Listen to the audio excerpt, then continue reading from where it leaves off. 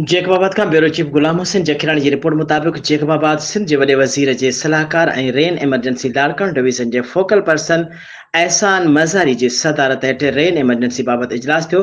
डीसी जेकबाबाद ज़हूर अहमद मरी सूबाई सलाहकार बैनुल सूबाई राब्ता कमेटी एहसान मज़ारी के ब्रीफिंग ॾिनी। मीडिया से ॻाल्हाईंदे एहसान मज़ारी चयो त डीसी जेकबाबाद आबपाशी खाते के कम मां मुतमिन नाहे। अहिड़ी शिकायत सिंध के वॾे वज़ीर खे कई वेंदी।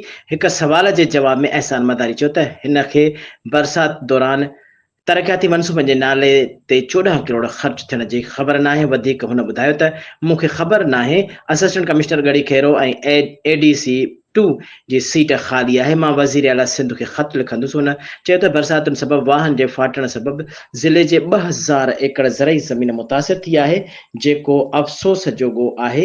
हुन चयो त हालिया बरसातुनि सबबि ज़िले जेकबाबाद में 4 माण्हुनि जे फौत थियण जो अफ़सोस आहे। मुतासिरनि खे मुआवज़ो ॾियण लाइ कोशिशूं जारी आहिनि। जेकबाबाद में बरसात मुतासिर लाइ 39 कैंपूं क़ाइमु कयूं वेंदियूं। बलूचिस्तान हुकूमत मां मुतमिन न आहियूं। जेकबाबाद तरफ़ सिम नाले जे गंदे पाणीअ जो निकाल थियण बाबति राब्तो कयो वञे।